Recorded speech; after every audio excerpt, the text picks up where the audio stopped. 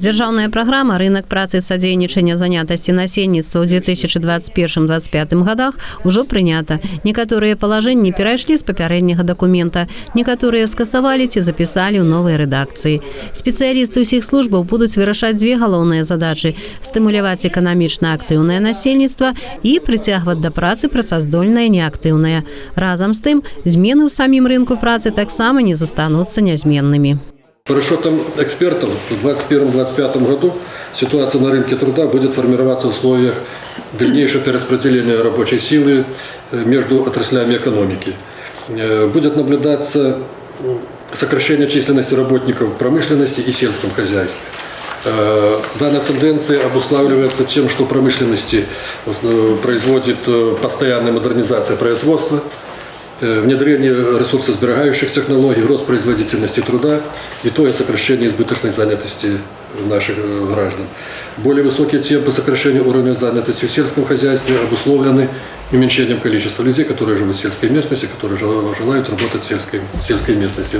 Што тычыцца нашага раёна, то сітуацыя з працаўладкаваннем не такая напружаная, як была яшчэ 5-6 год таму. Разам з тым, многія жыхары ездзяць на работу ў Мінск, а з другога боку наймальнікі прапановваюць аналагічныя вакансіі ў Маладзечні і доўга не могуць іх закрыць. Мясцовая служба занятасці сёння можа падрыхтаваць спецыялістаў непасрэдна пад заказ прадпрыемства.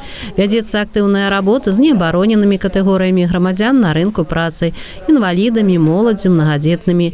Створана і пастаянна абнаўляецца электронная база вакансій, і таму многія кліенты адсочваюць інфармацыю, нават не заходзячы ў кабінеты спецыялістаў.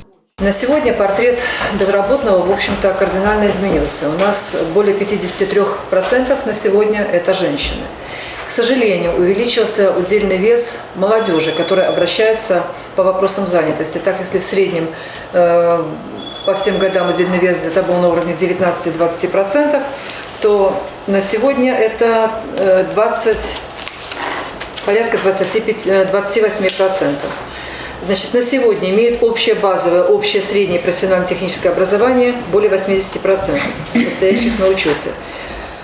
Уменьшилось количество состоящих на учете из числа длительных неработающих. Средняя продолжительность безработицы на сегодняшний день составляет порядка 2 месяцев, а средняя продолжительность поиска работы – это 1,3 месяца. То есть, конечно, нельзя не заметить, что какая-то динамика на рынке труда наметилась, достаточно положительная.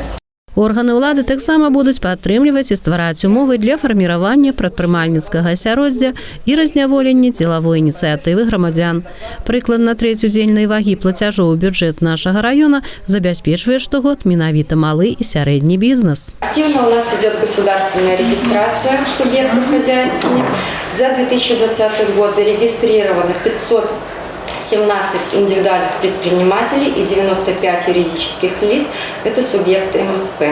В 2019 году это было 596 индивидуальных предпринимателей и 89 юридических лиц. За 2020 год прирост субъектов малого и среднего предпринимательства увеличился на 274 субъекта.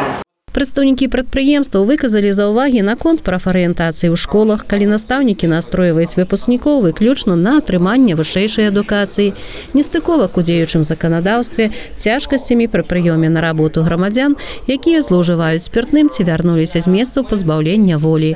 Усе гэтыя моманты былі ўзяты на заметку, каб у будучым выпрацаваць аптымальныя рашэнні. Алла Маркелова, Алексей Андреевский, МКТВ.